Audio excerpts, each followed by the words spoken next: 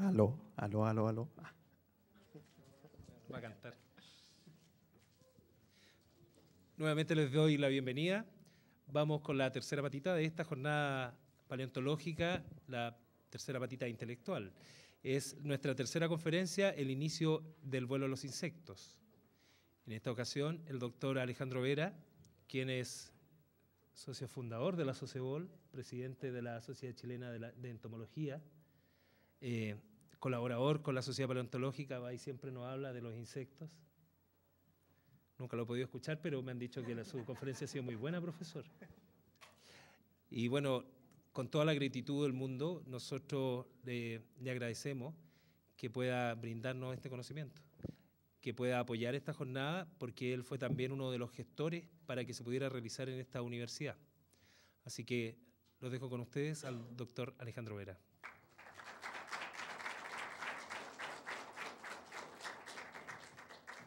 Muchas gracias. ¿Se escucha bien ahí? ¿Sí? Ya. Siempre agradezco las invitaciones a este tipo de escenarios porque aun cuando uno está permanentemente haciendo clases en este caso yo hago clases para formar profesores de biología, siempre hay un sesgo en lo que es esa formación. En cambio, llegar a un público mucho más general, de distintas edades, profesionales, y gente inquieta, siempre es una fortuna. Por lo tanto, yo me siento afortunado de tener un público que quiere escuchar temas que a veces son tan personales o son inquietudes propias, que finalmente uno no sabe si realmente lo está haciendo bien o lo está haciendo mal.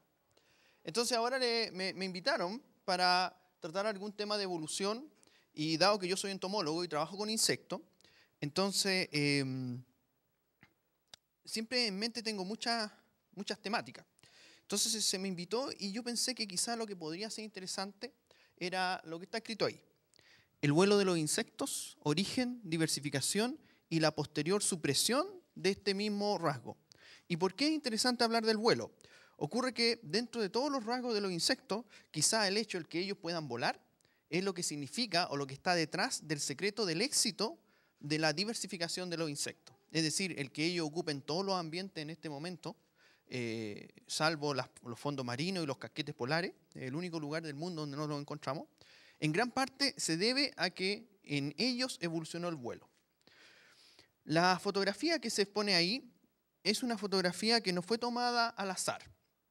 No es solo porque sea bonita. Y les voy a contar un poco qué es lo que ocurre acá.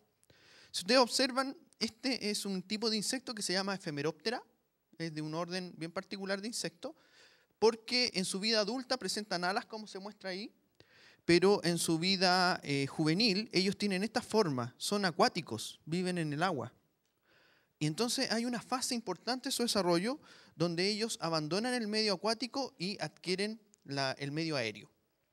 Y la fotografía lo que está mostrando es el instante de la muda. Si ustedes se dan cuenta, esto que está acá es la piel del estado juvenil, que era este acuático. Se abrió dorsalmente y desde el interior está saliendo esta nueva forma, que es el mismo individuo que se transformó mediante el proceso de la metamorfosis y extendió las alas. ¿Se dan cuenta? Está justamente en el proceso entre que está abandonando, incluso por transparencia todavía podemos ver esos procesos distales del abdomen, ¿no es cierto?, que se llaman cerco, que están ahí adentro. O sea, es el momento justo donde está haciendo esta transición. Esta transición es un poco lo cual vamos a hablar ahora.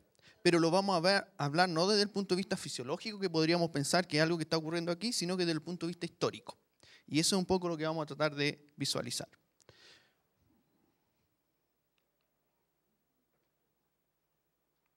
Gracias, Mauricio. Falló el soporte. Así son las cosas. Lo probamos muchas veces y falló. Lo que estamos observando aquí son saltamontes.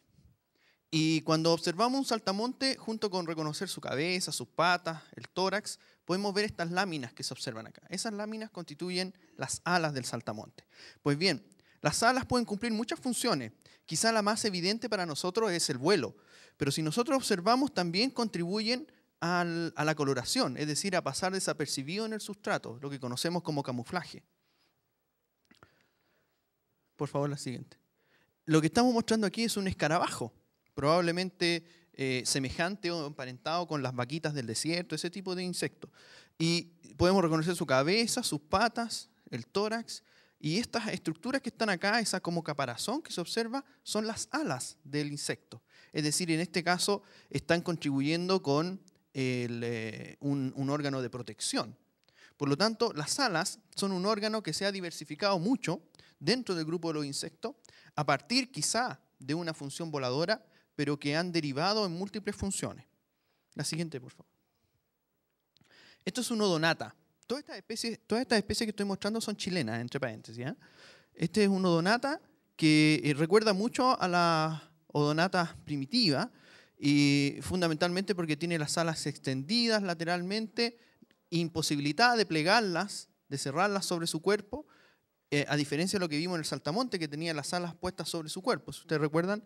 Y lo que podemos ver es que sus alas transparentes están llenas de muchas venas longitudinales, venas transversales, que van formando estas celdas. Y esa es una estructura típica de las alas primitivas, de las primeras alas de los insectos, tener esta especie de enrejado en la lámina que les da básicamente resistencia. La siguiente, por favor. Esto es un insecto depredador, una mantis religiosa, es una hembra, y si ustedes observan aquí, hay una pequeña lámina, esas son las alas, están reducidas en ese organismo. Y esto es interesante, dado que los machos son voladores, tienen alas muy desarrolladas, mientras que las hembras tienen estas alas reducidas.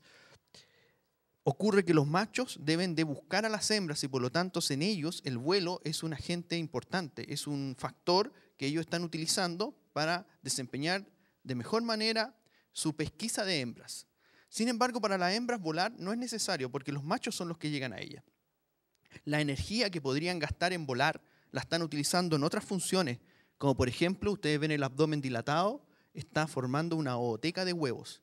Esa ooteca de huevos está llena de vitelo y probablemente parte de la energía que está ahorrando en vuelo la está destinando a la progenie. Entonces podemos ver que hay una serie de compromisos entre los órganos del vuelo, la mecánica del vuelo y otro tipo de funciones que son importantes en los insectos también. La siguiente, por favor.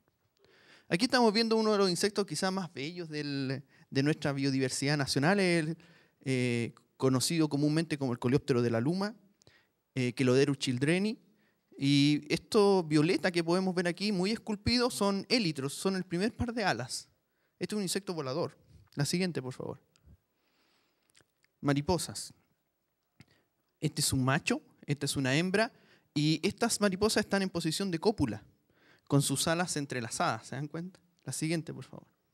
Esta es una mosca, quizás lo que más frecuentemente podemos imaginarnos cuando pensamos en un insecto. Y estas son sus alas. Y si vemos sus alas, a diferencia de las del odonata o matapiojo que vimos recién, presenta venas longitudinales, pero pueden ver la escasez de venas transversales.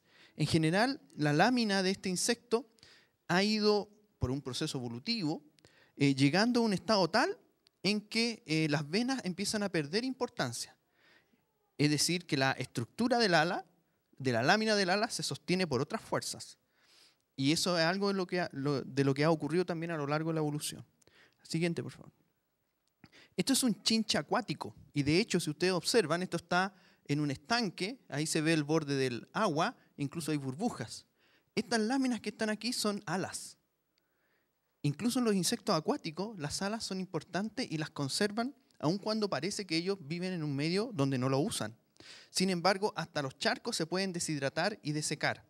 En ese momento, la única forma de fugar, es decir, de encontrar un nuevo charco, es mediante el vuelo. Por lo tanto, podemos ver que las alas pueden ser usadas permanentemente para volar como las mariposas, ocasionalmente para escapar de los ambientes, como lo que estamos viendo en el chinche, como protección, como mecanismo de camuflaje, asociada al dimorfismo sexual, múltiples funciones. La siguiente, por favor. La siguiente, por favor. De modo que en los insectos reconocemos un modelo exitoso. Y cuando hablamos de exitoso, ¿en relación a qué lo estamos diciendo?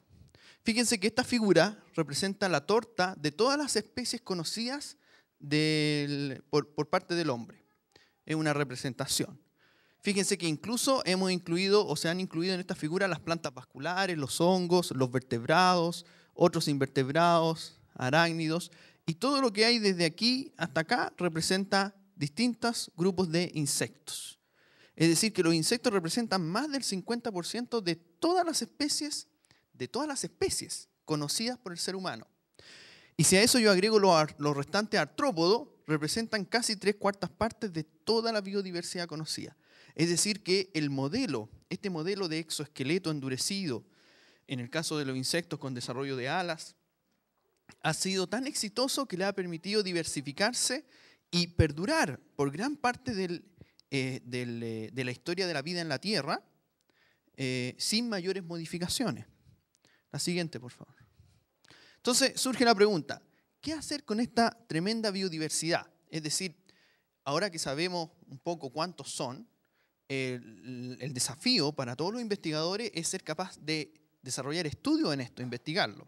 Y ustedes se imaginarán que cuando estoy hablando de cerca de 700.000 especies, no es una cosa de ponerse a estudiar insectos nomás. O sea, 700.000 especies es un número inabordable. Por lo tanto, necesariamente tenemos que subcategorizarlo para poder profundizar estudios, elevar hipótesis, qué sé yo. El problema es que en ciencia las hipótesis tienen que ser lo más inclusivas posible. Eso quiere decir que junto con estudiar un modelo pequeño, tenemos que tratar de relevarla, es decir, llegar a un enunciado lo suficientemente general como para que afecte a toda esta biodiversidad. Entonces, ustedes deben de pensar que para 700.000 especies, llegar a una hipótesis que explique fenómenos que ocurren en toda ella no es algo simple. La siguiente, por favor. Fíjense que en esta torta, igual que en el caso anterior, se muestran números de especies. Pero acá solamente nos hemos quedado con los insectos. Entonces podemos ver que las figuras nos muestran insectos alados. Incluso estos escarabajos sabemos que esas son sus alas, ¿no es cierto? Y si tratamos de buscar un insecto sin alas, la verdad es que no hay en esta figura. La verdad es que sí hay grupos de insectos que tienen alas. Perdón, que no tienen alas. Pero son un par de órdenes. Actualmente reconocemos alrededor de 30 órdenes distintos de insectos. Y de los 30, solo 2 no presentan alas. Todos los restantes órdenes presentan alas. Y dentro de los que presentan alas, esta figura está señalando que el 38% de todas las especies de insectos conocidos son escarabajos. El 19% son avispas y abejas, hormigas también. El 12% son dípteras. El 16% son lepidópteras. Fíjense que estos representan órdenes dentro de insecta. De modo que tenemos 4 órdenes de esos 30 que en suma representan aproximadamente el 83% de todas las especies conocidas del grupo que conocemos como insecta. Y todos estos órdenes representan organismos voladores. Por lo tanto, es obvio que el desarrollo del vuelo ha influido fuertemente en la diversificación de los distintos grupos. La siguiente, por favor. Si estoy pensando en vuelo, probablemente, y ocurre en todas las cabezas de nosotros en este minuto, los insectos no son los únicos organismos que vuelan. Es decir, sabemos que las aves vuelan permanentemente, probablemente alguno de ustedes está pensando en los murciélagos.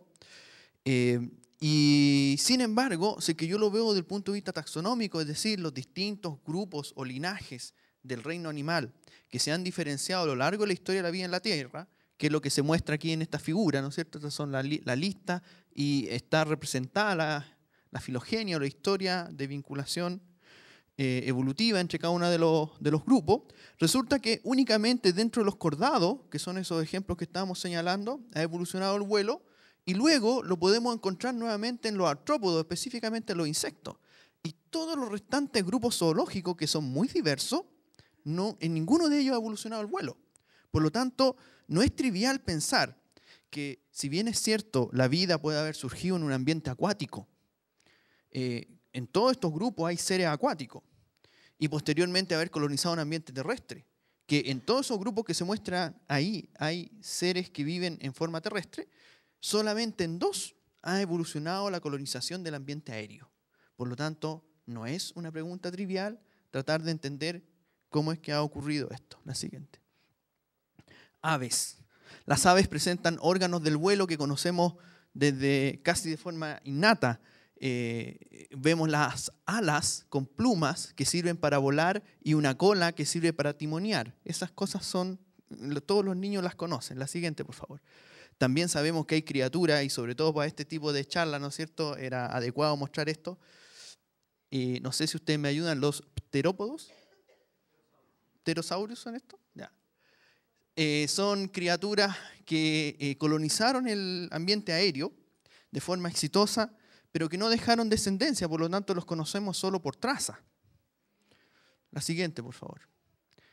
Y sin embargo, los insectos, que son quizás los primeros organismos que colonizaron el ambiente aéreo, han seguido en muchos de ellos inalterados hasta nuestro tiempo. Aquí podemos ver esta abeja, ¿no es cierto?, batiendo sus alas, desplazándose de una flor a otra. Y además de solamente mostrar el vuelo en esa diapositiva, estamos mostrando otro fenómeno, que es una interacción. Y es que no existe ningún organismo que se desarrolle en la naturaleza en forma aislada, en forma prístina.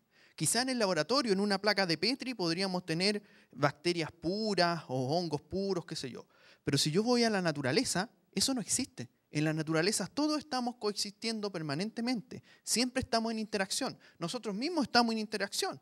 En este momento, y es un ejemplo clásico que yo doy cuando hago clase, ustedes piensan que hablan conmigo, pero la verdad que no hablan conmigo, porque yo estoy lleno de ácaros encima, en mi piel, y probablemente debajo de mis zapatos seguramente que hay restos de barro que pueden tener algún tipo de nemátodo o algo así. Es decir, los organismos que estamos aquí parados delante dando esta conferencia somos varios.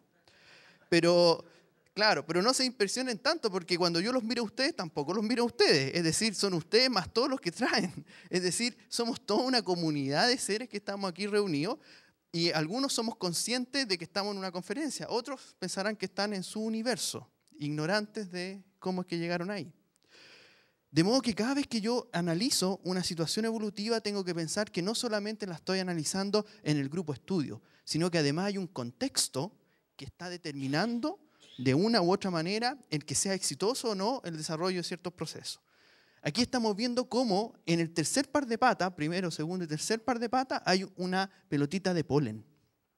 Pues bien, esta pelotita de polen que la ha colectado esta abeja y en esta composición, ¿no es cierto?, podríamos pensar que la lleva de un individuo a otro individuo, es el acto de la polinización.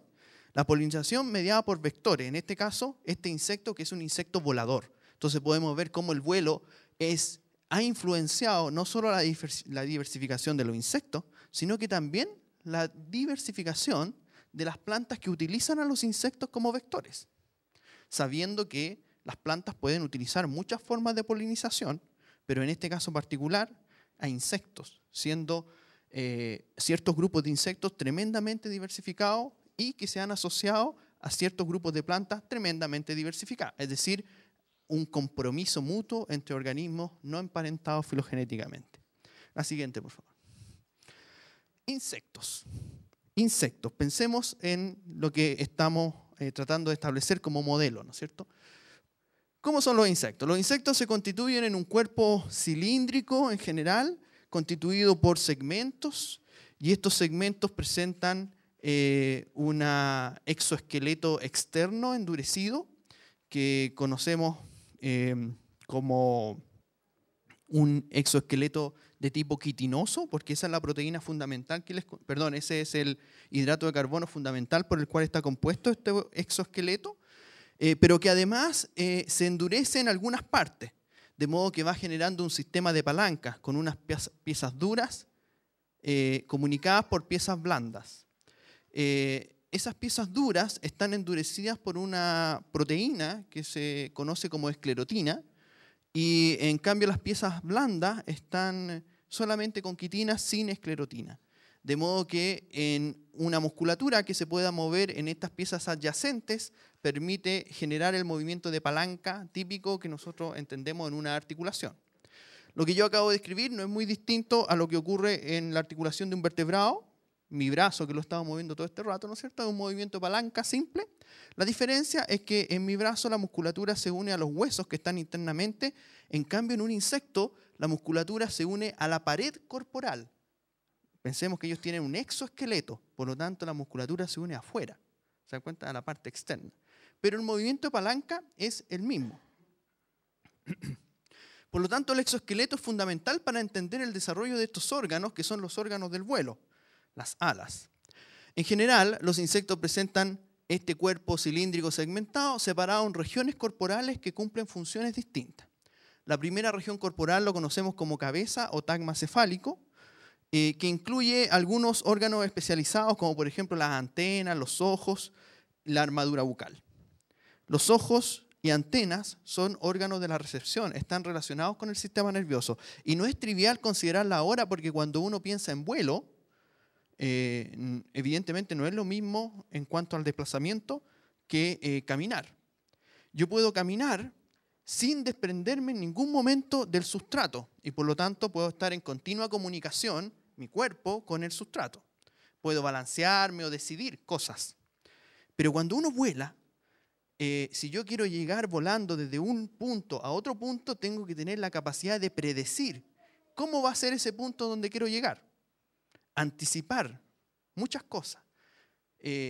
Casi de forma natural pensamos que el órgano más importante es la visión para poder predecir el lugar donde voy a llegar. Entonces, que los insectos tengan ojos desarrollados, sobre todo los voladores, no es una cuestión trivial. Incluso, muchos insectos que son voladores, además de ojos, tienen otro tipo de órgano visual que se llama ocelo. Habitualmente los insectos voladores presentan 3 ocelos, que son unos pequeños lentecillos que están ubicados en la parte superior de la cabeza. Habitualmente se distribuyen en forma de triángulo. Son 3 pequeños lentecillos que no forman imágenes, sino que más bien sirven o son sensibles a la dirección de los rayos lumínicos. De modo que estos insectos les permite direccionar el vuelo en función de cómo se estimulan o no estos ocelos. Una cosa interesante es que aquellos insectos que han perdido la capacidad de volar habitualmente pierden también los ocelos. Por lo tanto, hay una relación entre esos órganos del sistema nervioso con la acción de volar. El segundo tagma es el tórax, que quizá es el más relevante para el tema que estamos tratando. El tórax está constituido de 3 unidades: protórax, mesotórax y metatórax. ¿Puedes mostrar la siguiente, por favor? No sé si en la siguiente tengo esto más simple. Muchas gracias. Aquí está la cabeza, ¿no es cierto?, con esos órganos, y este es el tagma torácico, pro, meso y metatórax. Podemos ver que el protórax presenta el primer par de patas, el mesotórax presenta el segundo par de patas y el primer par de alas. Y el metatórax presenta el tercer par de patas y el segundo par de alas. De modo que lo que nosotros podemos ver aquí es que esta unidad corporal es fundamentalmente un motor. Está lleno de musculatura en el interior que permite el movimiento de los apéndices, ya sean las patas o además el aleteo. Por lo tanto, si es que yo hago una disección de esto, probablemente adentro no encuentre nada más que musculatura. Como los insectos tienen la boca acá, probablemente el tubo digestivo es un tubo pequeño y el sistema digestivo se distiende en esta zona, el abdomen, que es el tercer tagma o la tercera región corporal de los cuerpos de los insectos. Entonces, así es como tenemos constituido este organismo: cabeza, tórax y abdomen, siendo la cabeza fundamentalmente asociada a los sistemas a los receptores nerviosos, ahí está el cerebro también, y la armadura bucal, el tórax con el sistema locomotor, ya sea volador o caminador, y el abdomen es una región que reúne casi a todos los órganos fundamentales para el desarrollo de los insectos. La siguiente, por favor. Sin embargo, todo este modelo que hemos ido construyendo de los insectos, este exoesqueleto que es resistente y que les permite al insecto insertar la musculatura, a la vez se transforma en un impedimento. Ese impedimento es el crecimiento. Es decir, los insectos, dado que están encerrados en esta coraza rígida, están impedidos de crecer. En los intrincados caminos de la evolución se ha resuelto un proceso, quizá el más complejo de todos los procesos, para resolver el problema del crecimiento, que es la muda. Cuando hablamos de muda, estamos hablando de lo que se proyecta en la imagen. Si ustedes se dan cuenta, esto es la exuvia o la piel del juvenil, de la larva, o de la ninfa en este caso, de esto que es un matapiojo. Y lo que está ocurriendo aquí es que se rompió dorsalmente y está saliendo aquí el adulto. Esto es lo que llamamos el proceso de muda, es como sacarse la chaqueta, ¿no es cierto? Entonces aquí nosotros estamos viendo dos exoesqueletos. El exoesqueleto antiguo que está aquí y esta superficie suave va a constituir el nuevo exoesqueleto. La gracia para los insectos de mudar es que junto con crecer, ellos pueden reconfigurar su anatomía. Y eso es tan literal que si ustedes observan, los juveniles no presentan alas, tienen esos lóbulos nomás. Pero el odonato final va a tener alas aquí. Entonces, ¿en qué minuto se logró desarrollar esa ala? A lo largo de las sucesivas mudas, las alas paulatinamente se fueron desarrollando hasta llegar al estado final, que es este, donde se van a extender las alas. Sin embargo, esto no es gratuito para los insectos. Ustedes pueden ver que estos apéndices se ven como blandos, da la sensación de una bolsita, y son las garras del matapiojo. Lo que ocurre es que el exoesqueleto, cuando muda, está todavía blando, no se ha endurecido. Y como explicamos recién en el movimiento de palanca, eso implica que cuando la musculatura se comprime, genera tensión sobre las paredes corporales. Eso quiere decir que este organismo que acaba de mudar no puede moverse, porque si se mueve, esa pared corporal que está blanda va a colapsar, se va a destruir. Por lo tanto, este es un estado de extrema vulnerabilidad. Si es que aparece una corriente de viento, por ejemplo, y lo bota, probablemente ese animal va a morir. Si viene un depredador, él no va a tener ninguna posibilidad de huir. Entonces, por eso les explicaba que dentro de los intrincados caminos de la evolución, quizá la peor de las soluciones era la muda, y sin embargo, como acabamos de decir, más de un tercio de toda la biodiversidad de especies que conocemos regularmente está mudando. Entonces, es una cosa un poco contradictoria. La siguiente, por favor. El diseño anatómico de los artrópodos está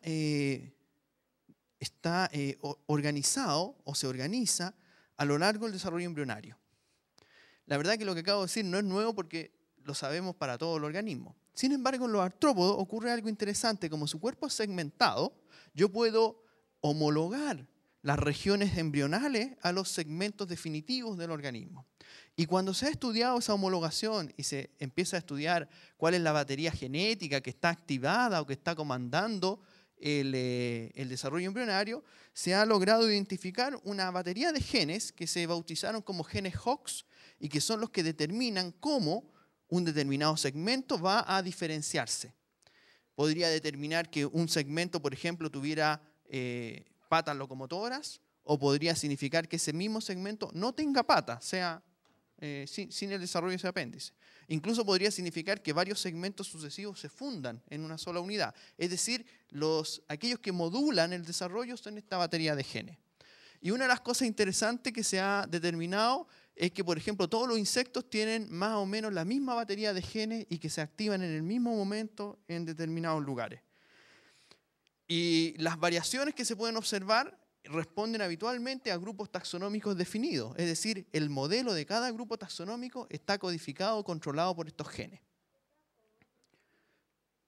Y lo relevante de este aspecto es que algunos procesos que podrían significar tener o no tener alas podrían estar comandados por genes específicos. Y cuando hablo de genes específicos, estoy refiriéndome a que el que un organismo tenga 1, 2 o 3 segmentos, o 1, 2 o 3 pares de alas, no necesariamente significa una enorme mutación aberrante, sino que podría ser una mutación puntual, un pequeño cambio que afecte a alguno de estas baterías de genes. Entonces, por eso es relevante conocerlo.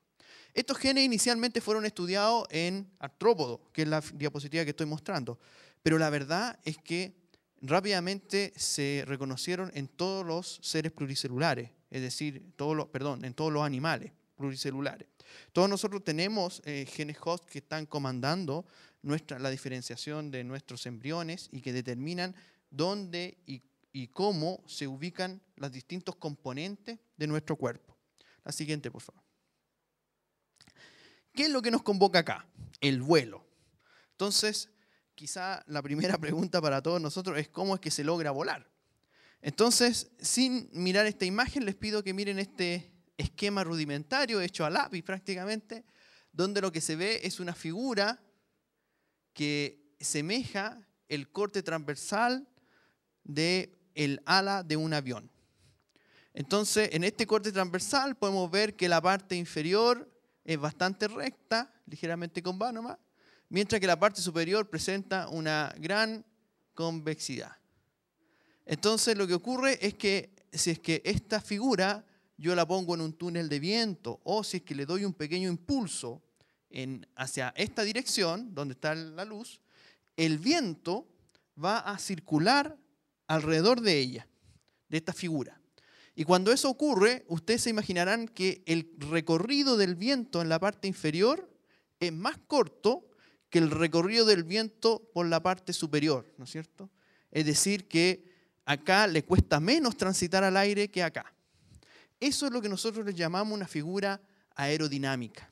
Es decir, esto permite que se genere un impulso, una fuerza de elevación por debajo de esta figura. Es eso lo que permite hacer que los aviones se eleven. Resulta que cuando se estudia la morfología de las alas de las aves, las plumas y las alas mismas tienen esta misma figura. De modo que estas fuerzas que estamos viendo operar aquí son las mismas fuerzas que hacen que se eleve un ave. Sin embargo, en los insectos no necesariamente es así. Por mucho tiempo no se podía explicar cómo es que podía volar un abejorro, que tiene una masa enorme para unas alas muy pequeñas. Bueno, si nosotros observamos esta figura, la verdad es que los insectos no vuelan haciendo un impulso lineal por sobre su ala, sino que lo que ellos hacen es generar un vórtice por debajo de su cuerpo, arrastrando aire desde la parte superior hacia la parte inferior. Y eso lo hacen con el aleteo constante de su ala. Fíjense que en esta figura se ha tomado esta misma silueta y se ha dispuesto acá, porque las alas de los insectos en el aleteo cambian de dirección permanentemente. Y eso es lo que permite impulsar, arrastrar aire desde arriba, en esta figura, está arrastrando aire desde arriba y lo empuja hacia abajo. Cuando llega a este extremo, entonces gira el ala, se invierte y ahora arrastra aire desde acá y lo impulsa hacia acá. Y así sucesivamente, ¿se dan cuenta? Y eso es lo que va generando este vórtice que finalmente impulsa al insecto hacia arriba. Esa es la estrategia que utilizan los insectos para volar y que es muy semejante a la estrategia que utilizan los helicópteros actualmente para volar. La siguiente, por favor. De modo que si sabemos que el aleteo es uno de los elementos fundamentales, entonces podríamos tratar de entender cuáles son los órganos involucrados en el acto de aletear. Quizá cuando nosotros extendemos nuestros brazos o pensamos en un ave y tratamos de aletear, lo primero que nos damos cuenta es que existe un músculo que está jalando ese apéndice y es el que nos permite hacer el movimiento. Fíjense que es un músculo que lo jala, lo tira. Sin embargo, en los insectos no pasa eso. No existe un músculo que esté inserto al ala y que la esté tirando. Eso no ocurre así. De hecho, si ustedes observan este corte, que es el corte del tórax de una abeja, podemos ver que hay unos músculos dorsoventrales muy desarrollados. Acá están los dorsoventrales y estos son unos músculos longitudinales que aquí están cortados. Entonces, si nosotros vemos el modelo, nos damos cuenta que las alas, si bien es cierto, se unen al tórax, pero se unen, fíjense, dorsalmente respecto del margen lateral. Por lo tanto, aquí existe un punto de pivote entre el punto de unión y el punto de pivote lateral. ¿Qué es lo que ocurre aquí? El tórax completo, no solamente las alas del tórax, sino que todo el tórax es jalado y comprimido por estos músculos en esta posición. Y cuando estos se relajan, entonces fíjense cómo el tórax se eleva. Es decir, la altura del tórax cambia en cada uno de los aleteos. Y eso es lo que permite hacer pivotear el ala sobre ese punto. No sé si entienden que finalmente el aleteo del insecto no es un aleteo sobre el apéndice, sobre el órgano ala, sino que es todo el tronco, el tórax del animal, el que está haciendo un fuelle. Sube y baja permanentemente. De modo que todo el tórax es el órgano o el motor del vuelo. Fíjense que además, si ahora yo lo veo en forma lateral, ese músculo lateral también está comprimiendo el tórax anterior y posteriormente, de modo de facilitar o contribuir con la convexidad del tórax cuando se distiende este músculo. Y cuando este se comprime, entonces ese se estira. Se dan cuenta que son efectos antagónicos que está ocurriendo con los músculos longitudinales y dorsoventrales del tórax, que son los que permiten la mecánica del vuelo del insecto. Y hasta acá solamente hemos logrado hacer un aleteo, subir y bajar las alas. Como vimos en el modelo, para generar el vórtice necesitamos más que eso. La siguiente diapositiva. En esta figura, la verdad que estoy mostrando no más que la B anterior, pero con una visión un poco más tridimensional. Fíjense que estos son los músculos dorsoventrales y esos son los longitudinales. Lo que quiero mostrar aquí básicamente es que la inserción de los músculos longitudinales requiere de un proceso, esto que está pintado de negro, es un proceso endurecido que se extiende internamente en el cuerpo del animal. Es decir, habíamos dicho que los músculos se insertan a las paredes del cuerpo. Pues bien, para lograr estos movimientos, las paredes del cuerpo tienen que invaginarse, dirigirse hacia el interior del cuerpo para poder lograr la inserción de estos músculos. La siguiente, por favor. Para hacer los movimientos finos del ala, es decir, esa torsión que necesitamos generar para poder formar el vértice, se requiere de musculatura adicional. La musculatura adicional está acá. Y una de las cosas que llama la atención es que la musculatura adicional, fíjense que se asocia a las patas del insecto.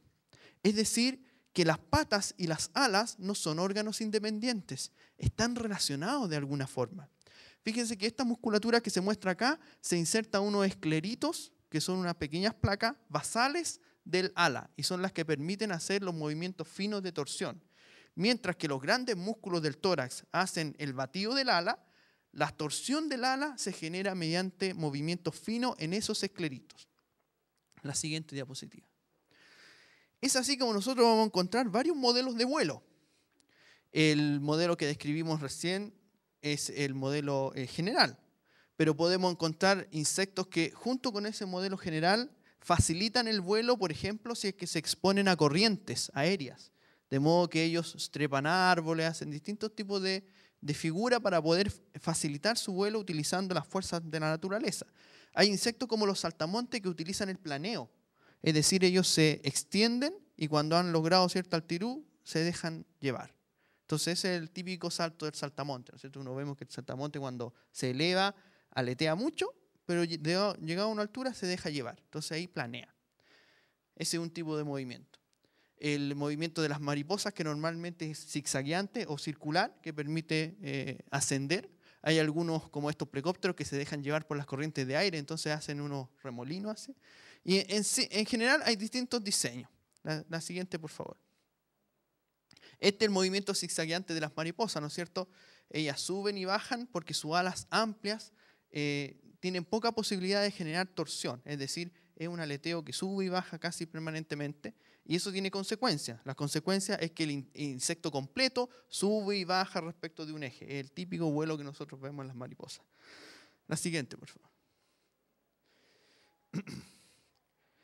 Si nosotros pensamos en el origen de las alas, que es este órgano que se utiliza, ¿no es cierto?, para el vuelo, necesariamente vamos a llegar a este tipo de insecto. Esto es un odonato, que ya lo habíamos mostrado recién, que tiene las alas extendidas hacia los lados, imposibilitado de plegarlas, y es por eso que es un paleóptera, dentro de ese grupo de insectos estaría inserta, y su ala está llena de arquedicción. Arquedicción son esas celdas que se forman, es decir, muchas venas longitudinales y muchas venas transversales.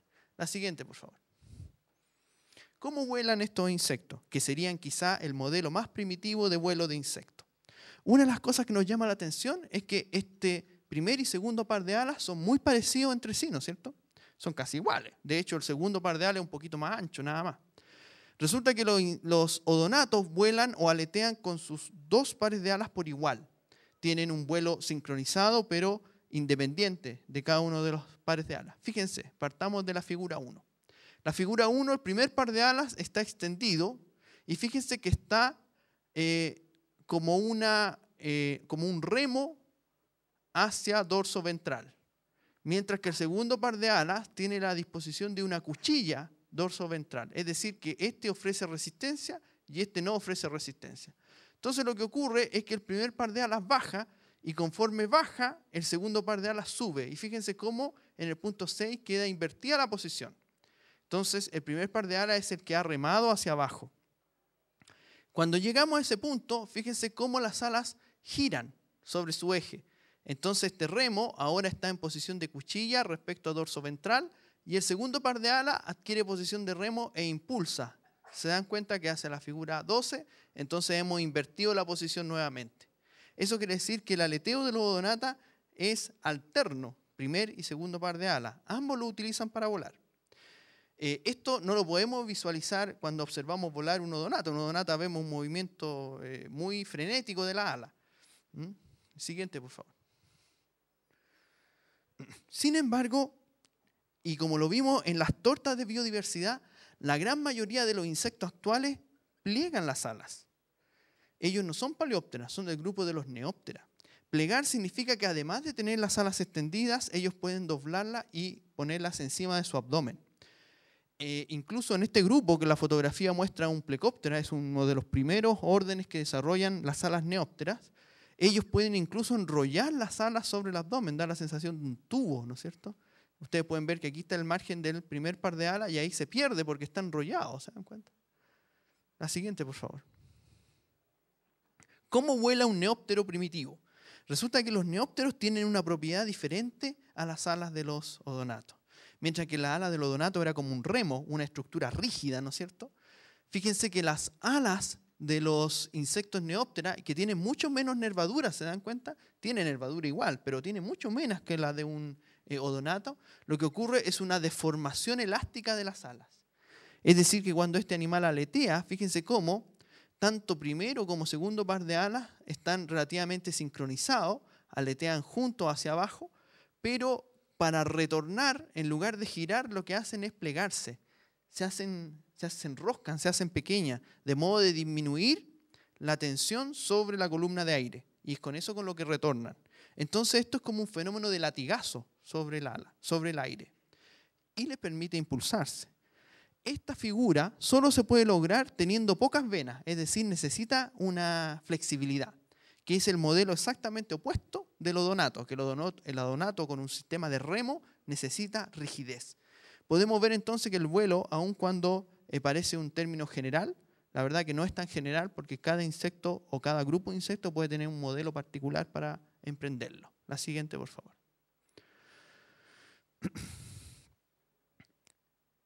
Veamos un poco de hipótesis, es decir, buscando un poco el origen del vuelo de los insectos. Fíjense que la fotografía lo que está mostrando es un fósil, es una impresión en roca, justamente de un plecóptero, que es la imagen que le estaba mostrando recién, del modelo que habíamos visto. Siendo que los plecópteros son insectos actuales, lo vimos un par de diapositivas atrás, había una foto bien bonita de un plecóptero rojo, pues bien, aquí le estoy mostrando la impresión fósil de un plecóptera. Y basta con mirarlo un poco para darnos cuenta, miren la escasez de venas transversales. Casi tiene solo venas longitudinales. Quiere decir que la elasticidad, el movimiento en la flexibilidad elástica es un modelo bastante antiguo, que no es una cosa reciente. La siguiente, por favor. Y aquí entonces es donde volvemos a este modelo inicial. Esto es un insecto de tipo paleóptera, es decir, este no tiene esa propiedad elástica, deformidad elástica, sino que más bien tiene alas rígidas. Pero sabemos que por la filogenia de los insectos, los paleópteras fueron uno de los primeros insectos que desarrollaron el vuelo. Son uno de los primeros insectos que desarrollaron alas, de hecho. Entonces, se piensa que el origen de estos órganos y el origen de esta mecánica del vuelo debe de estar en alguna parte de la biología de estos organismos. Es así como para explicar el origen de las alas se han elevado varias hipótesis y una de ellas es la hipótesis del origen traqueal de las alas. Fíjense que estos insectos en su forma juvenil presentan estas branquias que son como remos chicos. Las tienen en pares ubicadas en el abdomen. Entonces, esta hipótesis lo que busca explicar es que las alas son homólogos a estas branquias, pero que se ubicaban en el tórax.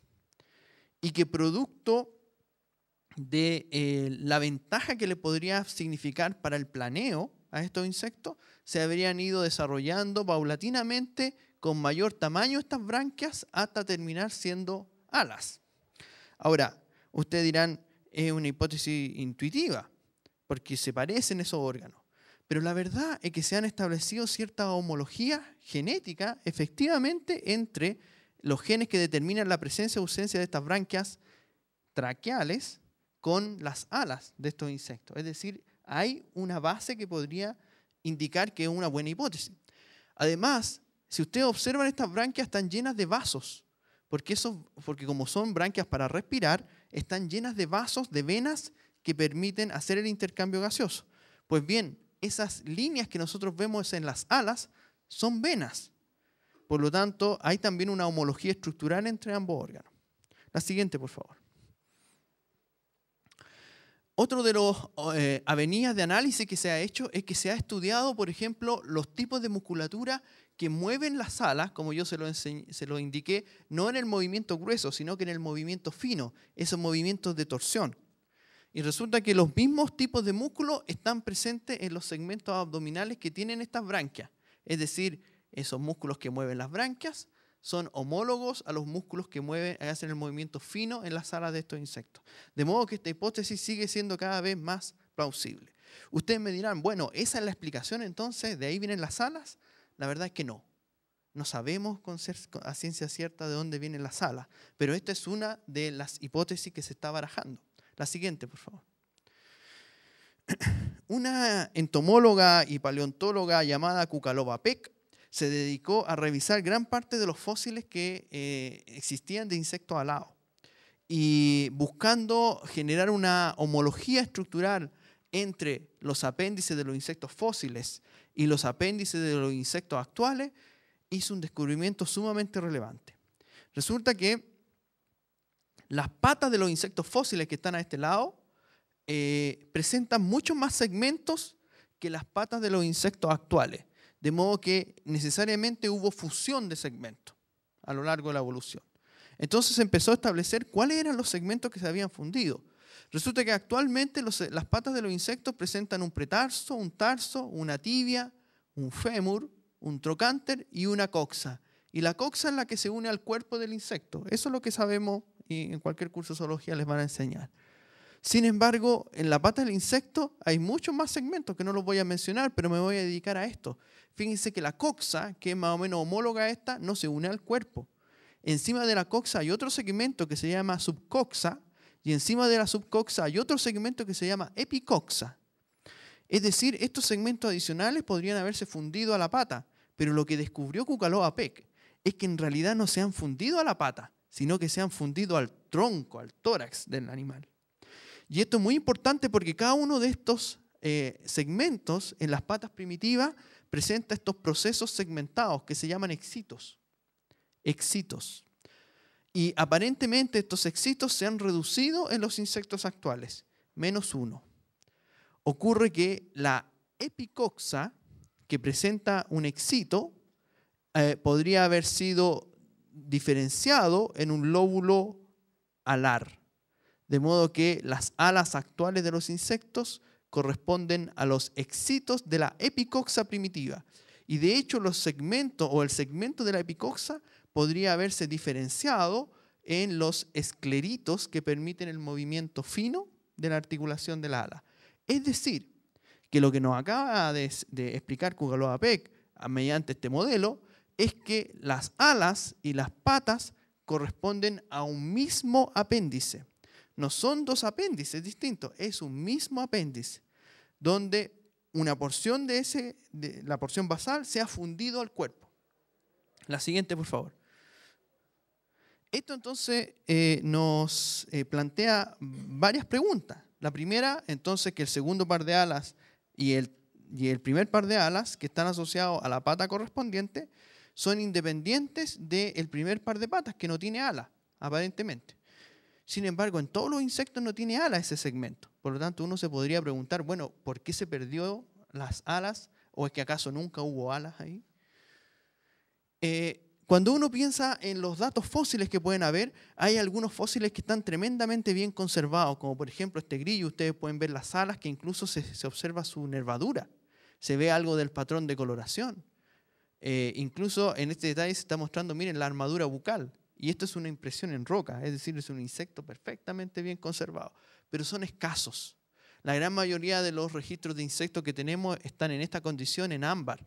Y estos tienen mucho detalle, están los especímenes completos adentro. Pero normalmente las datas de estos registros de buena calidad son más o menos del mismo periodo. Lo máximo que vamos a encontrar siempre son carboníferos y pérmicos. El problema es que en ese momento toda la biodiversidad actual de los insectos o de los linajes de insectos ya se había establecido. La siguiente, por favor. La siguiente, por favor. En esta figura lo que estamos viendo es la lista de todos los órdenes actuales de insectos y podemos ver sus relaciones filogenéticas a lo largo del tiempo, que esta es la escala del tiempo. Entonces podemos ver que los primeros insectos como grupo filogenético aparecen en el Devónico, aquí donde aparecen los insectos. Pero no se diversifican mucho, sino hasta mediados del Carbonífero y el Pérmico. Fíjense que aquí es donde aparece la máxima diversificación de grupos o de linajes de insectos. Entonces, cuando les digo que la mayor parte de nuestros registros son carbonífero y pérmico, es cuando ya casi todos los grupos conocidos con alas y con desarrollos complejos del vuelo están todos presentes. Es decir, si yo quiero buscar el origen, tengo que ir más atrás. El problema es que si voy más atrás, aquí prácticamente no tengo evidencia. Y los primeros insectos del Devónico son insectos no alados, que ontogenéticamente no tienen alas. Es decir, no me dan pistas de cómo es que ocurrió el origen. La siguiente. Este insecto es un tisanuro actual y corresponde a un insecto apterigoto, es decir, un organismo que nunca desarrolló alas y no las va a desarrollar. No está en su genoma tener alas. ¿Se dan cuenta? ¿Puedes volver, por favor, Mauricio? Los tisanura están en esta posición. Es decir, son organismos que desde que surgieron no han desaparecido hasta la actualidad. La siguiente, por favor. La siguiente.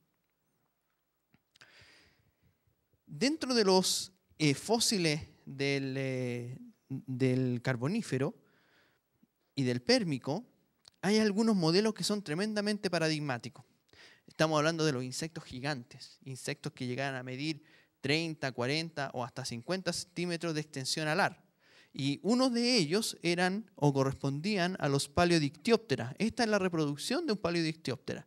Y ellos se diversificaron en el Carbonífero, aparecen los primeros registros y terminan, ¿no es cierto?, en el Pérmico. Lamentablemente ninguno de los Paleodictyoptera sobrevivió a este evento de extinción y por lo tanto solamente los conocemos por su registro fósil. Y cuando estudiamos su registro fósil nos damos cuenta que ellos tienen un tercer par de alas bien desarrollado, un segundo y un primer par de alas aparentemente desarrollado. Fíjense que esto es un poco contradictorio con el modelo que habíamos visto. Es decir, existieron insectos que eventualmente podrían haber tenido alas en el primer segmento del cuerpo. Es decir, insectos que podrían haber volado con 3 pares de alas. Algo que nos parecía que en ninguna parte de nuestra biodiversidad actual está, pero pudo haber sido.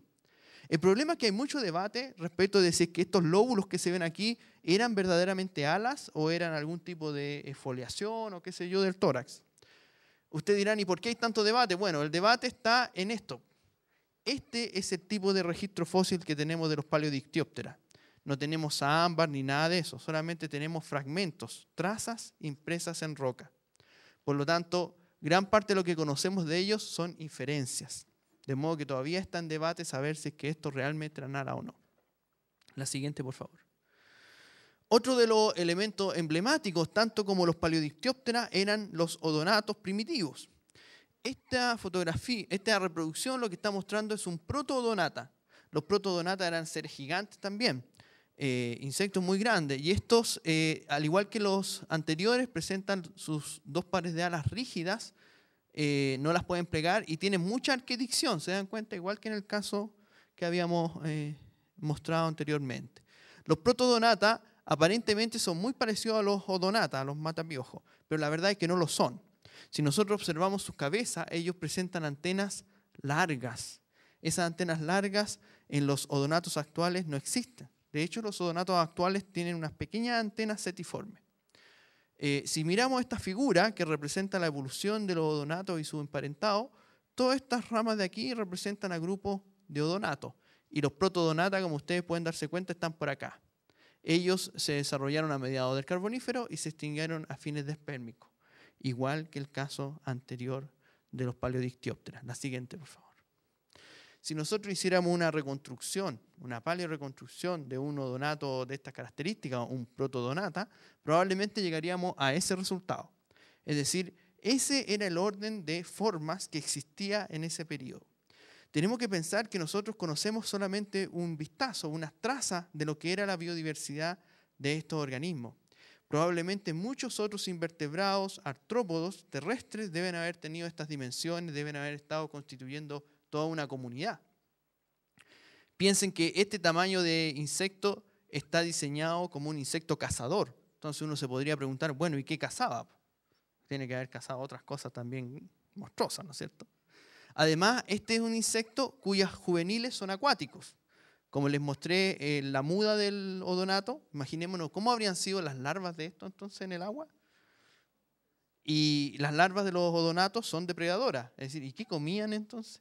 Es decir, hay todo un ecosistema oculto del cual solamente tenemos algunas trazas. Y vale la pena preguntarse por qué estas formas gigantes no han vuelto a repetirse en la historia evolutiva. La siguiente, por favor, Mauricio. Esta reconstrucción, esta figura, esta pintura, ¿no es cierto? Lo que está mostrando son estos personajes que para ojos de cualquiera podría decir estos son como una ardilla o algo así. Obviamente no lo son, estos son seres reptilianos que están cubiertos de pelo y corresponde a los terápsidos del Pérmico. Son criaturas probablemente muy pequeñas, pero al lado de esta cucaracha, que probablemente es una cucaracha gigante, ¿no es cierto? O sea, tenemos cucarachas gigantes y estos vertebrados pequeños, finalmente llegamos a que son del mismo porte. Bueno, realmente esta cucaracha del Pérmico es parte del componente de esta biota de seres gigantes. Sin embargo, si ustedes la observan bien, a diferencia de los otros modelos que he mostrado, la cucaracha tiene sus alas plegadas sobre el abdomen, ¿se dan cuenta? Entonces, el plegamiento, ese rasgo que les permitía a los neópteros tener un vuelo mucho más eficiente que el vuelo de los paleópteras, aparentemente podría haber sido impulsada por un factor no asociado al vuelo, sino que más bien por un factor asociado a la protección. Pensemos que junto con estos insectos, este mundo de insectos gigantes, también habían vertebrados que estaban desarrollándose. En gran medida, la colonización del medio terrestre por parte de los vertebrados tiene que ver con la búsqueda de nuevos recursos. Y para los vertebrados, los insectos eran un recurso. Es decir, es probable que ellos hayan colonizado el ambiente terrestre buscando depredar estos insectos. Ustedes se imaginarán que un paleodictióptera con sus alas extendidas es una presa fácil. Es decir, no tiene mucho donde esconderse. En cambio, esta cucaracha, con sus alas plegables, puede buscar algún refugio en una corteza, puede cavar, puede ocultarse sin dañar sus alas, porque las alas están plegadas. Es decir, que quizás es posible que el plegamiento de alas en los neópteros tenga que ver con una estrategia de defensa, que secundariamente permitió una diversificación de las formas de vuelo. La siguiente, por favor, Mauricio. Toda esta historia de formas gigantes terminó y no se ha vuelto a repetir hasta nuestra historia. Y terminó en este evento, en una extinción masiva que conocemos como la transición entre el Pérmico y el Triásico. Probablemente si yo menciono el Mesozoico en esta sala y hablo de Triásico, Jurásico y Cretácico, todos me van a decir, claro, ese es el periodo de los grandes dinosaurios, las grandes bestias vertebradas. Pero si aquí hubiesen entomólogos y yo mencionaría Devónico, Carbonífero y Pérmico, todos dirían, claro, ese es el periodo de los grandes invertebrados. Es decir, este evento cambió la historia de la vida en la Tierra para siempre. La dirección que la vida estaba teniendo aquí no tiene nada que ver con la dirección que la vida tuvo en este momento. Y que probablemente es lo que significa que un vertebrado como yo esté dándole una charla a vertebrados como ustedes y no un artrópodo a otros artrópodos. Que sería una imagen curiosa. Este evento en gran medida explica esa situación. La siguiente, por favor. Si yo miro nuevamente la figura que le había mostrado a la filogenia de los insectos, y me sitúo en esa transición pérmico-triásico, podemos ver que muchas de las líneas que aquí están reconocidas terminan ahí y no dejan descendencia.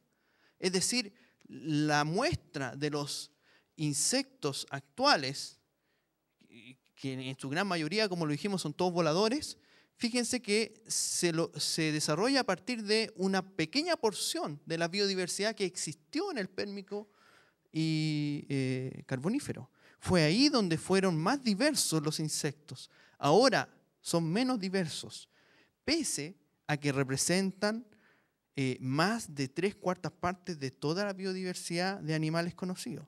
Entonces, esto no deja de ser contradictorio y sorprendente. Podrían ser muchos más. O sea, el evento pérmico-triásico determinó un cambio en la historia de la vida en la Tierra. La siguiente, por favor, Mauricio. Esto es un fósil de un verdadero odonato. Si se fijan en su cabeza, no presenta las antenas largas, presenta las antenas cortas, ¿no es cierto? Como los odonatos actuales, y que además es de las medidas de los odonatos actuales. Aproximadamente, qué sé yo, este tiene como 15 centímetros de extensión alar. Y este es un fósil que data del Jurásico. ¿Puede volver atrás, por favor, Mauricio? Fíjense que de todo este grupo de Paleóptera que se extinguieron, solo los odonatos fueron capaces de coexistir con los dinosaurios. Y ese fósil es del Jurásico. La siguiente, por favor. La siguiente. Podríamos seguir explicando todos los eventos de diversificación de las formas de vuelo asociados a la diversificación de los insectos. Pero vamos a tomar algunos hitos que me parecen más relevantes. Este, que tiene que ver con la diversificación o la radiación adaptativa de los Hymenoptera. Los Hymenoptera están profundamente vinculados a la oferta de distintas especies florales. Ellos, como los mencioné al principio de la charla, cumplen un rol importante en la polinización y se ha estudiado que conforme se diversificaron las plantas con flores, ocurrió el evento más importante de diversificación de estos organismos. Y como ustedes pueden ver, muchas de las flores, de hecho, utilizan señales visuales para atraer ciertos tipos de insectos, fundamentalmente Hymenoptera y Diptera, que se diversificaron a mediados del Cretácico conjuntamente. Es decir, que la coevolución también fue acompañada o se aprovechó de los eventos de vuelo que se desarrollaron en los insectos. La siguiente, por favor, Mauricio. Sin embargo, y como dije al principio de la charla, así como íbamos a hablar de la diversificación de las formas de vuelo, también de forma posterior hay muchos insectos que han perdido la capacidad de volar. De forma posterior, derivando de insectos voladores. Un ejemplo de ellos son las hormigas. Sabemos que muchas hormigas no tienen alas, no vuelan. Hay algunos insectos como los palotes, no todos, pero hay algunos que no tienen alas. Fíjense que hay pulgones, que hay formas de vida que no tienen alas. Hay otros que son insectos de tipo parásito, que presentan alas pero que no sirven para el vuelo. Es decir, secundariamente y mediados distintos procesos se han perdido la capacidad de vuelo. La siguiente, por favor.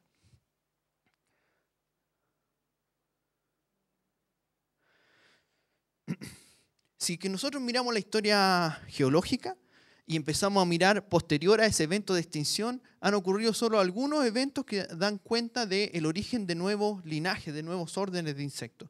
Y hay dos que son muy particulares.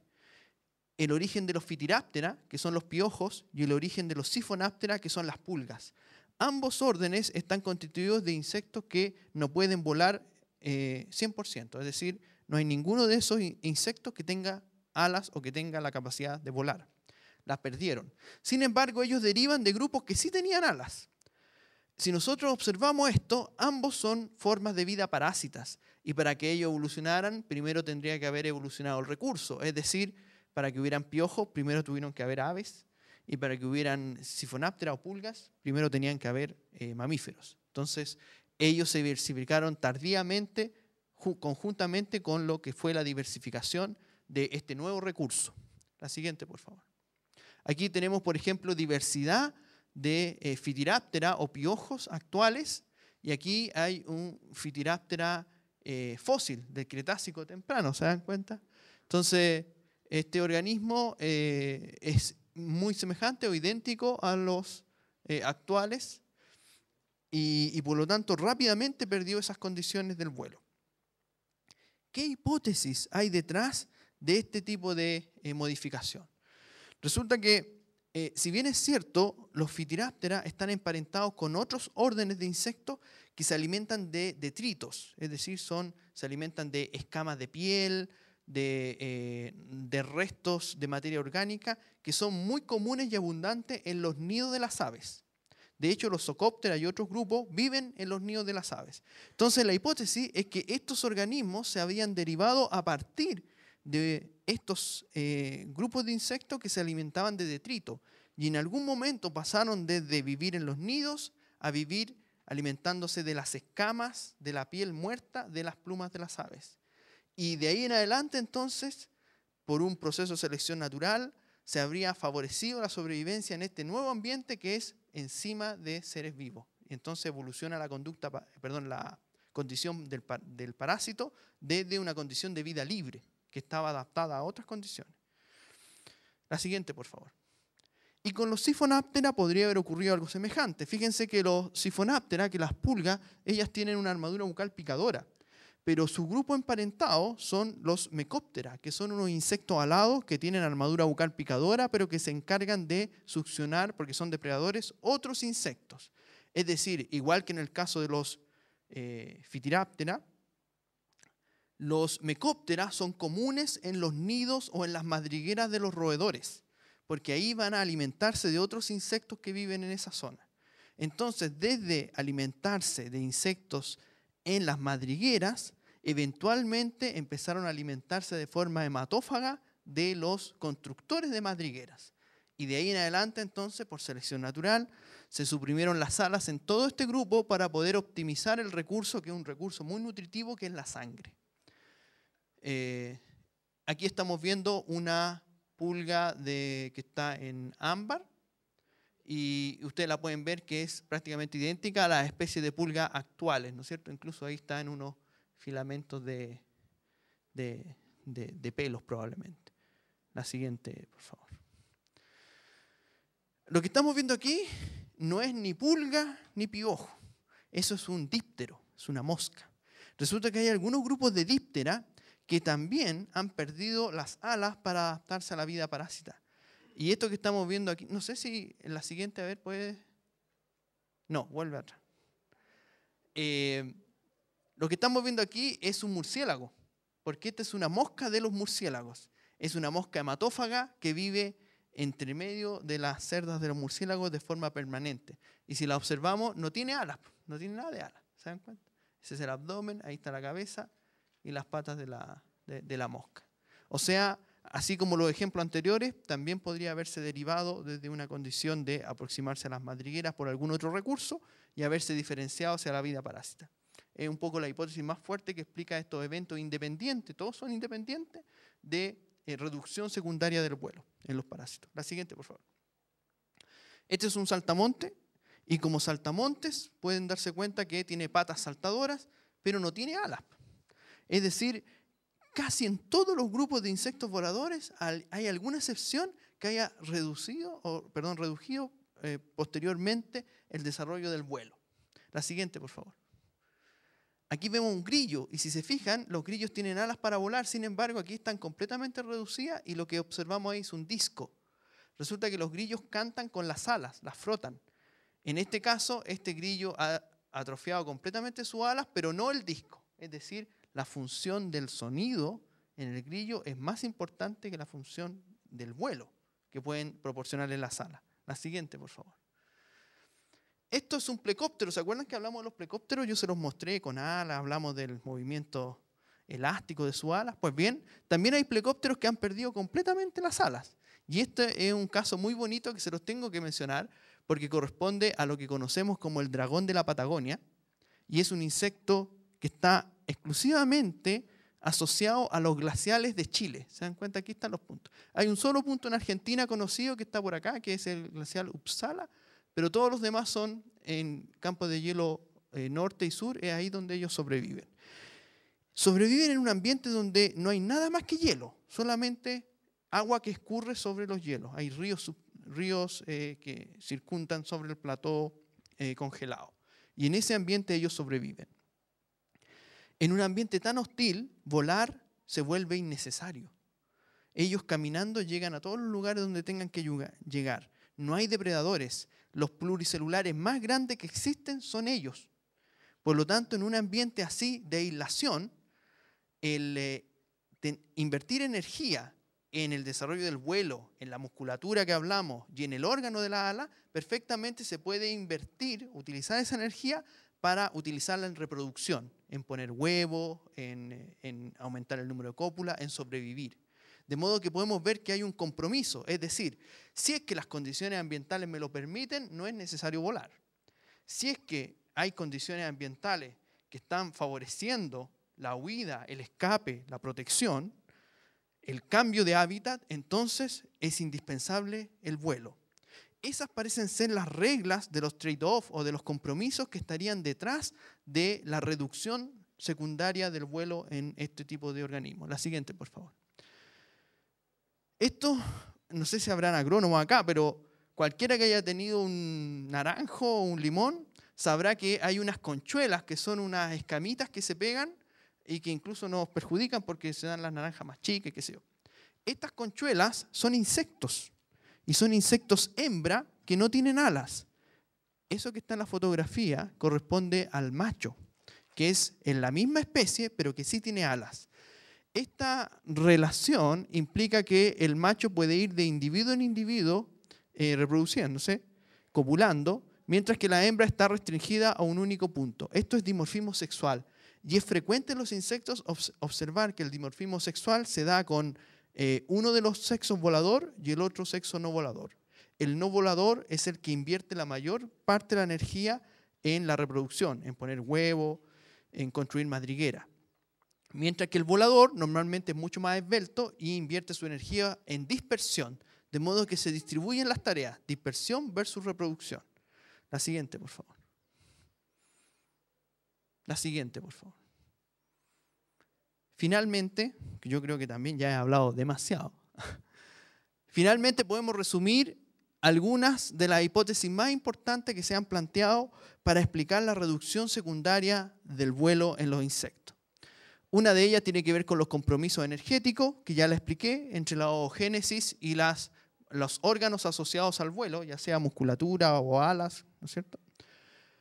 Otro de las hipótesis tiene que ver con la heterogeneidad de hábitat, tiene que ver con el escape, es decir, en el caso de los insectos acuáticos, si es que se deseca el ambiente, ellos necesitan fugar, buscar otro ambiente. O en el caso de los insectos asociados a una planta, pensemos en pulgones en un rosal. Si el rosal se satura de pulgones, alguien tiene que abandonar el rosal para llegar a un nuevo rosal. Entonces, ese abandono requiere de formas de vuelo. Pero mientras está en el rosal, a lo mejor no es necesario. Entonces, hay una plasticidad en algunos insectos que permite desarrollar o no alas facultativamente. Y finalmente una hipótesis clásica darwiniana que tiene que ver con el aislamiento. El caso que yo les representaba del dragón de la Patagonia puede ser uno de ellos, ¿no es cierto? Es decir, en un ambiente aislado, libre de depredadores, el vuelo podría ser un gasto energético innecesario. Y por lo tanto, producto de selección natural, se favorecería la reproducción en ausencia de vuelo. Tres hipótesis que no son mutuamente excluyentes, es decir, para distintos casos podría favorecerse una u otra. La siguiente, por favor. Muchas gracias.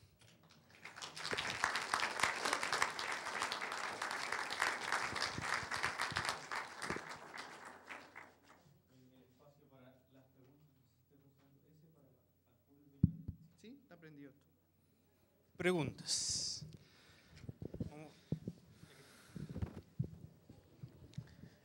Chile como un país isla, supongo que tiene una particularidad a nivel de insectos. Me parece que los insectos en Chile son más pequeños que los del trópico y ese tipo de cosas.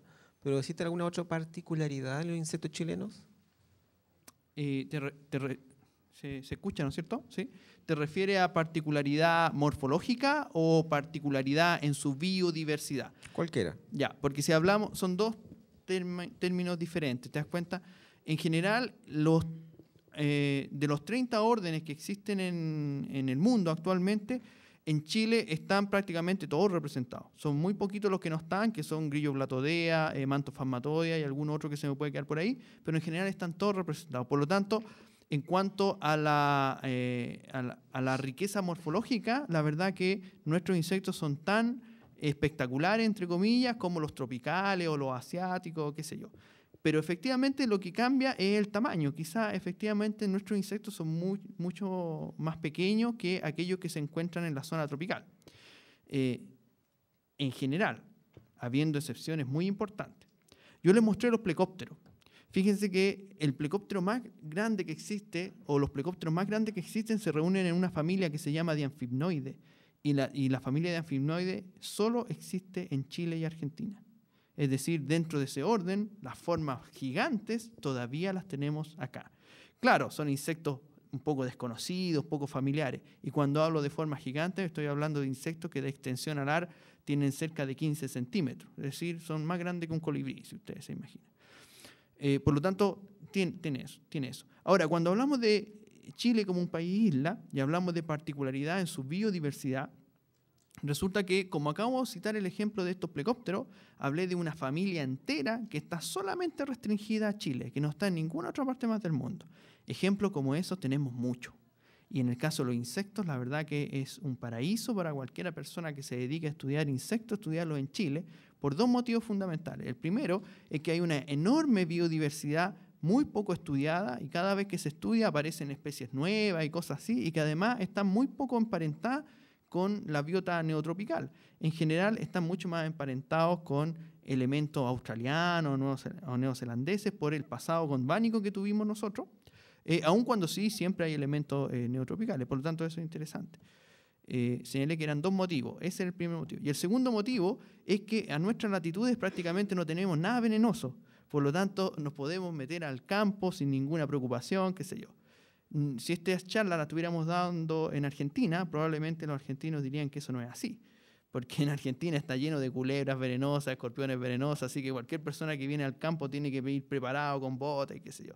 Acá en Chile estamos libres de eso, así que es una invitación para actuar. No sé si logro responder en parte. Sí, muchas gracias.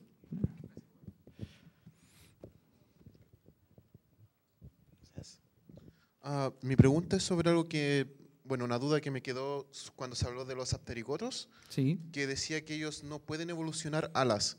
¿No tienen un ancestro común que les permitiría, por alguna mutación, poder a futuro, en millones de años, evolucionar algún tipo de alas? Bueno, una de las cosas interesantes en evolución es que hacia el futuro es muy poco lo que podemos decir, porque todo depende siempre de las condiciones ambientales.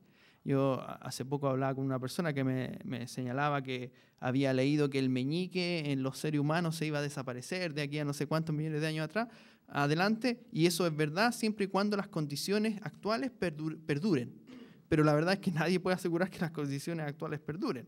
Es decir, basta que por alguna mutación el pulgar adquiera una funcionalidad interesante, y si es que esa funcionalidad interesante está asociada a una mejor tasa reproductiva, es decir, que el que tiene el pulgar más largo a lo mejor se reproduce más que los que lo tenemos normal, entonces eso va a significar que de aquí a algunos millones de años tener el pulgar va a ser algo top, y tener los chicos así como nosotros va a ser algo relictual.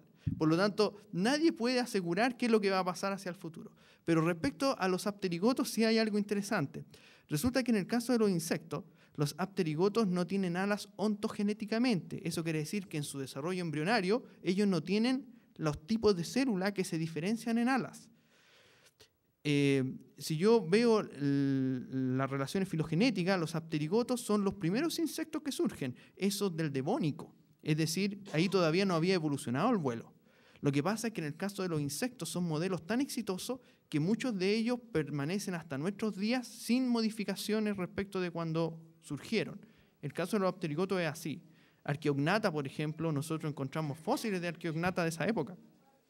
Lo mismo pasa con los Protura, que bueno, no necesariamente son insectos. Y algunos otros grupos que están asociados a los primeros modelos que surgieron de insectos. Cuando ya surgen las alas, que ocurre en este grupo de los Paleóptera, que son los que desarrollamos acá en extenso, ¿no es cierto? De ahí en adelante es que nosotros podemos empezar a encontrar reducciones posteriores de alas. Y ahí opera lo que tú dices, es decir, tiene un ancestro común que a lo mejor tuvo ala y por lo tanto podría recuperarla, ahí podría ser factible. Pero de Paleóptero en adelante, de Paleóptero hacia atrás, no. Okay.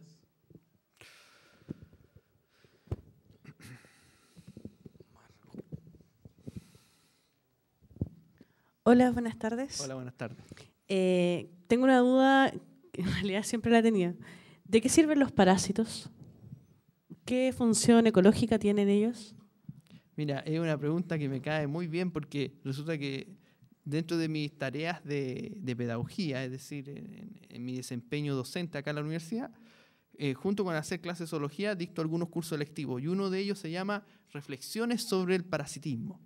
Es decir, justamente lo que busco es sacarle un poco este estigma que tienen los parásitos de seres negativos.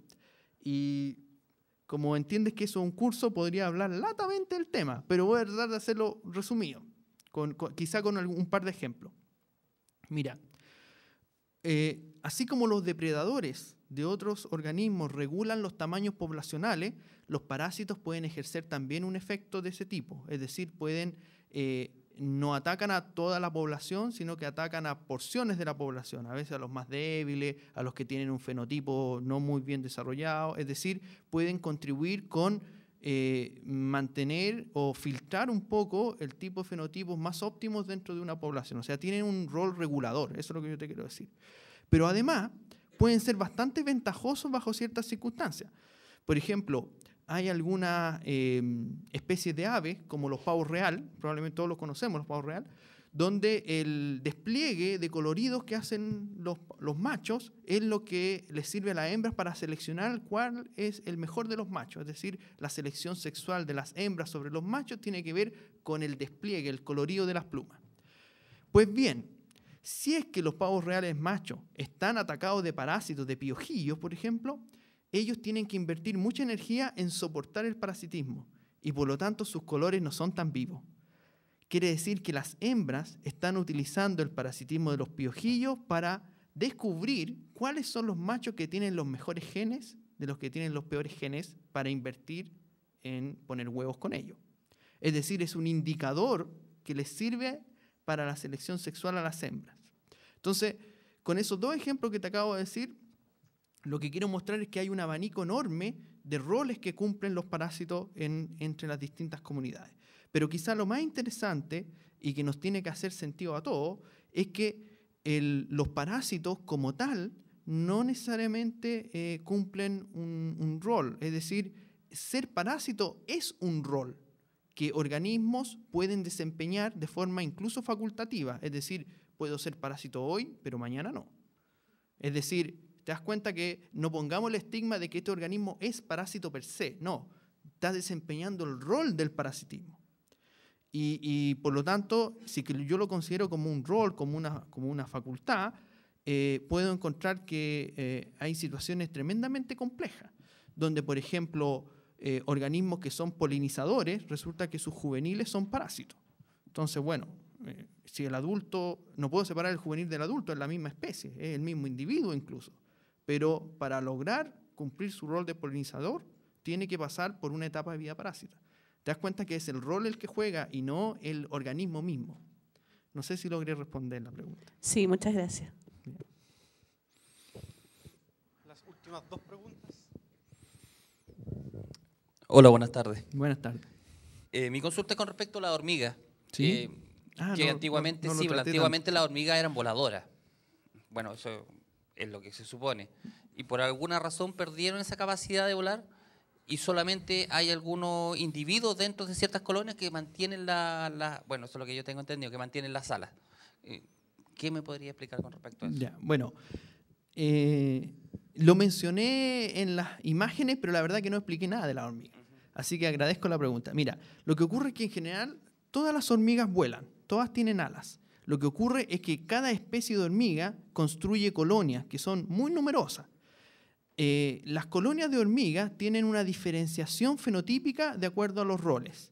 Eso quiere decir que las obreras, que son las hormigas que cosechan, que construyen las galerías, los nidos y qué sé yo, todas esas hormigas, que entre paréntesis son las hormigas que nosotros siempre vemos en nuestras casas, no tienen alas. Pero es porque su rol es sin alas. Ellos no cumplen el rol de la dispersión. De hecho, las hormigas obreras no se reproducen, no ponen huevos, no hacen nada de eso. Dentro de la colonia, si es que yo soy capaz de tomar un nido de hormiga y desarmarlo, voy a encontrar que sí hay algunos fenotipos voladores. Normalmente las reinas tienen alas y los machos tienen alas, porque ellos son los que se encargan de la reproducción. Sin embargo, obreros, machos y hembras reproductoras, todos son parte de la misma especie.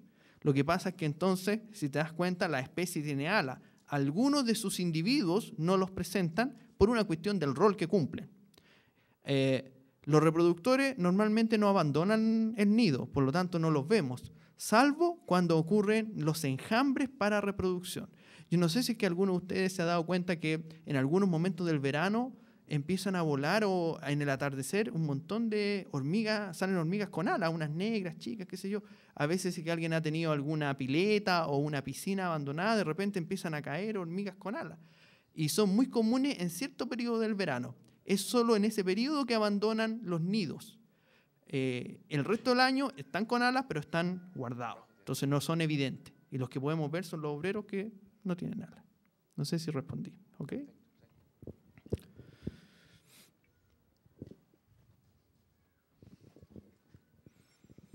Tengo que hacer una mención que en honor al tiempo, por favor, que sea... Buenas tardes. Mi consulta es bien puntual desde la ignorancia. Hablaba de las 3 hipótesis evolutivas. ¿Qué es oogénesis? Oogénesis es el desarrollo de los huevos. Entonces, en esa hipótesis decía que había un compromiso entre o invertir energía en la musculatura del vuelo o invertir energía en desarrollar mayor número de huevos. Y en ese sentido, entonces, está el compromiso. ¿Okay? Muchas gracias.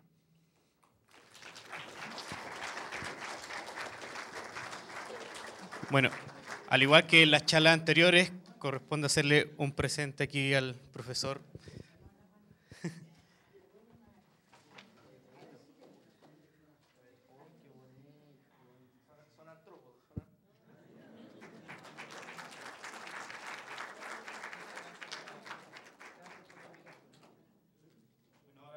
Ahora hay un pequeño receso antes de la última charla, que es grandes extinciones. Así que los que quieren ahora tomar un poco de aire, ir al baño, es ahora.